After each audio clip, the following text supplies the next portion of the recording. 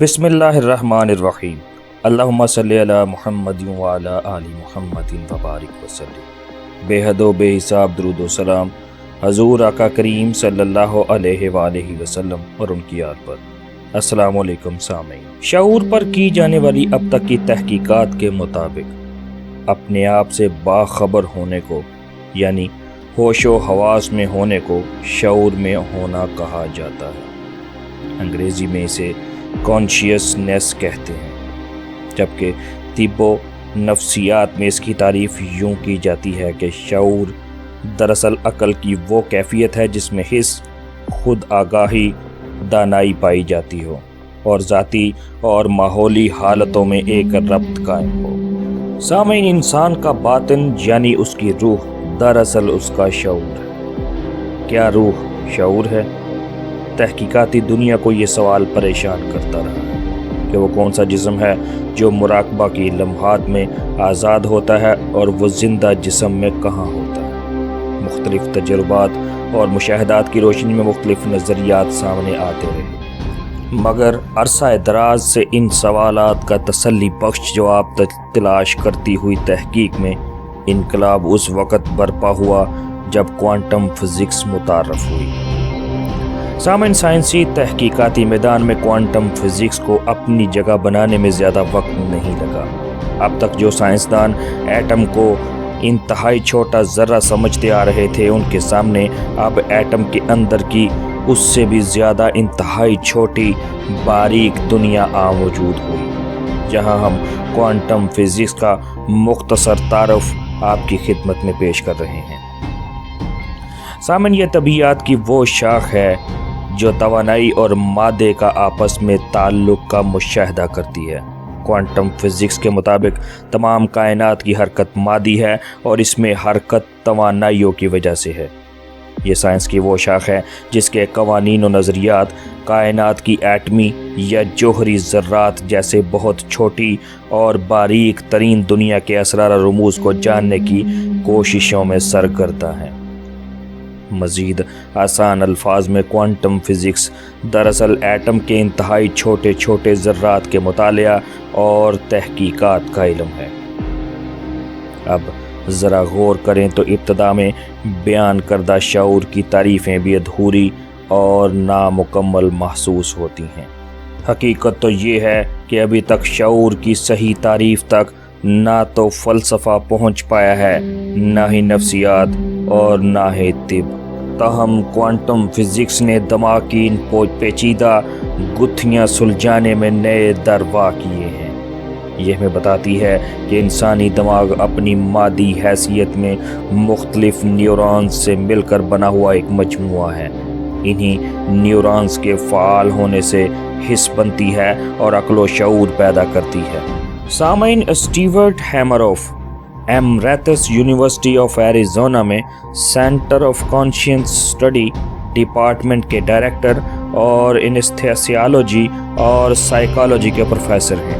ان کے پیش کیے جانے والے نظریے کوانٹم تھیوری آف کانشیسنیس کے مطابق ہوش و حواس یعنی کہ شعور دماغ میں موجود کوانٹم کمپیوٹر کے لیے ایک پروگرام کی حیثیت رکھتا ہے جو کہ موت کے بعد بھی کائنات میں قائم رہ سکتا ہے۔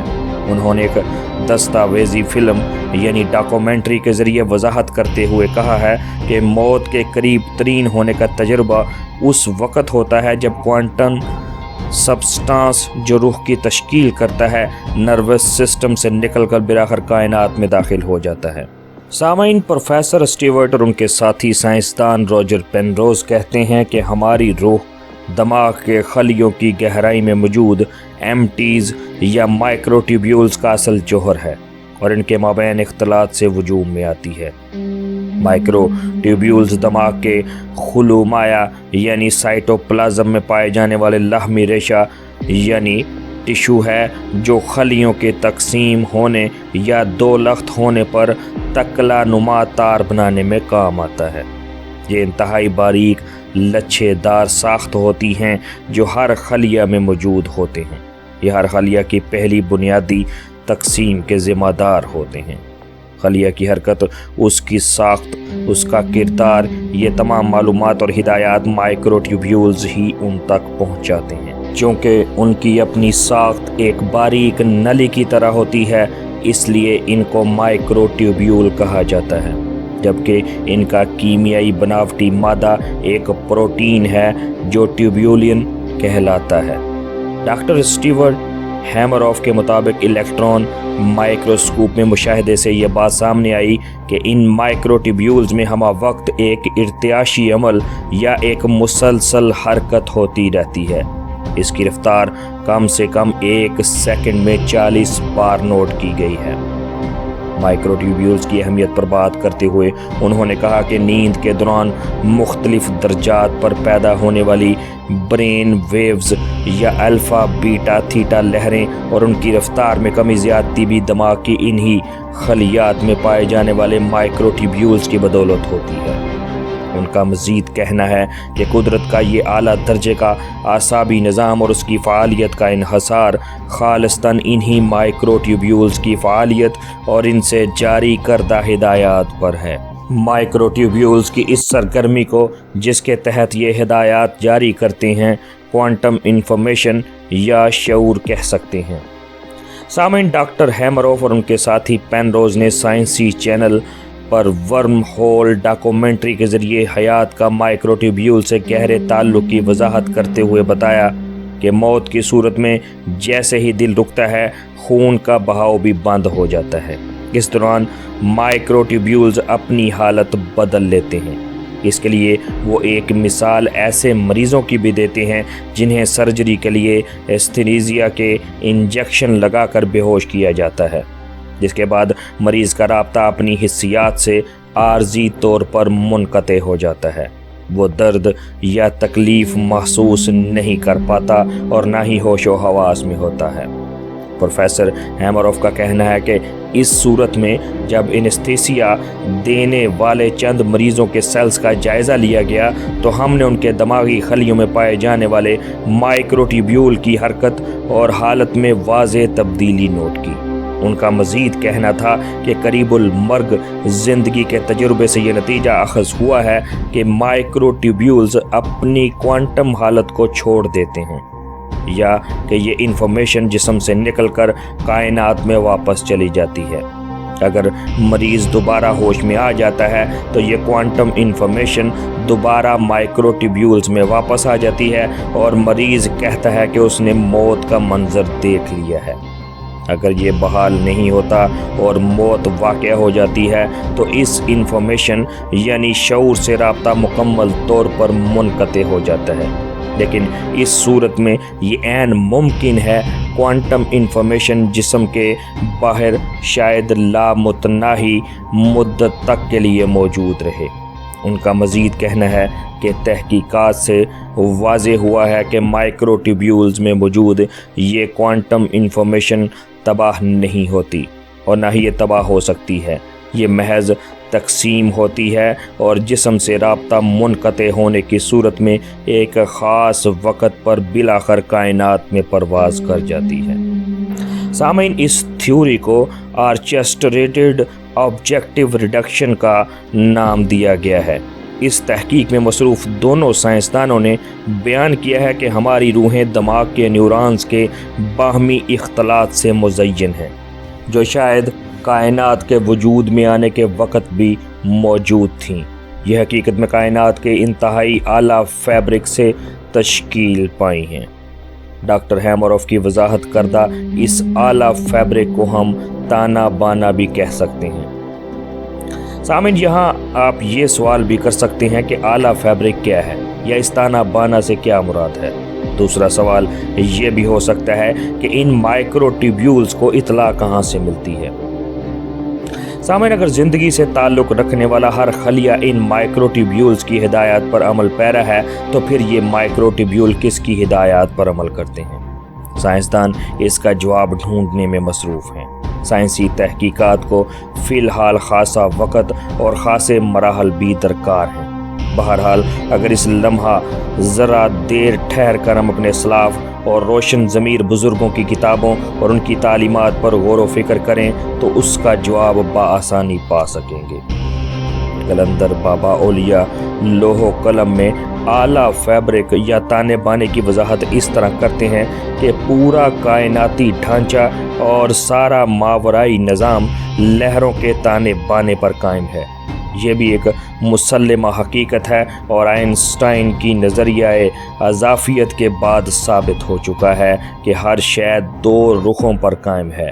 اسی طرح نوع آدم بھی روشنی اور عناصر کا مجموعہ ہے۔ وہ وضاحت کرتے ہیں کہ کائنات میں موجود کوئی بھی وجود دو رخوں کے بغیر مکمل نہیں ہوتا۔ قلندر بابا اولیاء روشنی کی تعریف بیان کرتے ہوئے فرماتے ہیں کہ روشنی خلا ہے، اس خلا کا ایک وجود ہے، خلا کا وجود ہے تو اس میں حرکت بھی ہے، یعنی خلا میں مسلسل ایک ارتعاشی عمل جاری ہے جس کا سفر ازل سے ابد تک طرف ہے۔ اب خلا کی اکہری حرکت کو مفرد لہر یا نسمہ مفرد کہا جاتا ہے۔ در حقیقت یہی مفرد اکہری لہر ہی ہے جو تمام حیات کی بنیاد یا بساط یا بیس ہے۔ سامعین، قلندر بابا اولیاء اس کی وضاحت یوں فرماتے ہیں کہ کائنات میں موجود ہر شے کی زندگی کی بنیاد اسی روشنی کی اکہری مفرد لہر کی حرکت پر قائم ہے۔ جب روشنی کی اس اکہری مفرد لہر میں افقی سمت میں دوسری مرکب لہر کا اضافہ ہوتا ہے تو تانے بانے کی صورت میں ایک جال یا گراف کی تشکیل ہوتی ہے۔ یہ بالکل اسی طرح ہے جس طرح دھاگوں کی انتہائی باریک ڈوریں عمودی اور افقی سمت میں ایک دوسرے میں پیوست ہو کر ایک کپڑے کی صورت میں ظاہر ہوتی ہیں۔ یہ دھاگوں کی ڈوریں بظاہر ایک دوسرے میں پیوست نظر آتی ہیں مگر ایک دوسرے سے الگ بھی ہوتی ہیں۔ اسی طرح روشنی کی دو لہریں مل کر تانا بانا بنتی ہیں جن کے درمیان موجود کشش کا قانون انہیں ایک دوسرے میں توازن کے ساتھ پیوست یا جوڑے رکھتا ہے۔ سامعین، یہ تانا بانا ہی ہے جو زمان و مکان کہلاتا ہے، شعور لا شعور کہلاتا ہے جس میں حیات کے خد و خال تشکیل پاتے ہیں، مخلوق کے نشو و نگار بنتے ہیں۔ مزید وضاحت فرماتے ہوئے قلندر بابا اولیاء کہتے ہیں کہ ہر تخلیق کے لیے اس تانے بانے کی تشکیل معین مقداروں پر ہوتی ہے۔ یہی معین مقداریں مختلف نوع جمادات، حیوانات، نباتات بشمول آدمی کی صورت میں ہمیں نظر آتی ہیں۔ یعنی اس تانے بانے میں مرکب لہر پر نقش و نگار بنتے ہیں اور روشنی کی مفرد لہر زندگی کے ان نقش و نگار کو فیڈ کرتی ہے۔ سامعین، اس جملے کی وضاحت اس طرح کی جا سکتی ہے کہ جس رخ کا دنیا میں ظہور ہوا وہ مادیت یا مکانیت ہے، اور جو رخ بظاہر نظر نہیں آتا اس میں ظاہر ہونے والے ان نقش و نگار کی اطلاع یا انفارمیشن موجود ہے، یعنی کہ باطن زمانیت یا روشنی ہے جو زندگی کو فیڈ کرتی ہے۔ قلندر بابا اولیاء کے بتائے ہوئے ان کلیات کے مطابق اگر کسی بھی وجہ سے روشنی کی اس اکہری یا مفرد لہر کا مرکب لہر پر غلبہ ہو جائے تو انسان کو OBE بیرون جسم تجربات کا مشاہدہ ہو سکتا ہے۔ اس کی ایک انتہائی سادہ اور جامع مثال نیند کے دوران خواب کی حالت ہے۔ ہم گہری نیند میں ہوتے ہوئے بھی خواب کے دوران بیداری کے حواس کی طرح کھاتے پیتے بھی ہیں، چلتے پھرتے بھی ہیں۔ اگر خواب میں ڈر جائیں تو بیدار ہونے پر ہم اس ڈر کو محسوس کرتے ہیں، کوئی چوٹ لگے تو اس کے درد کو محسوس کرتے ہیں، جبکہ بحیثیت مادی جسم ہم بستر پر تقریباً بے جان حالت میں پڑے ہوتے ہیں۔ سامعین، ڈاکٹر ہیمروف اور پینروز کی تھیوری آف کانشیسنس اور مائکروٹیوبیولز کے کردار پر بحث سے کم یہ تو واضح ہو جاتا ہے کہ وہ وقت دور نہیں جب سائنسدان شعور کے ساتھ لاشعور اور زمان و مکان کے اس تانے بانے کو صحیح رخ پر سمجھ پائیں گے، اور جلد یا بدیر سائنسی شواہد کے پیاسوں کو اس کے شواہد سائنسی بنیادوں پر پیش کریں گے۔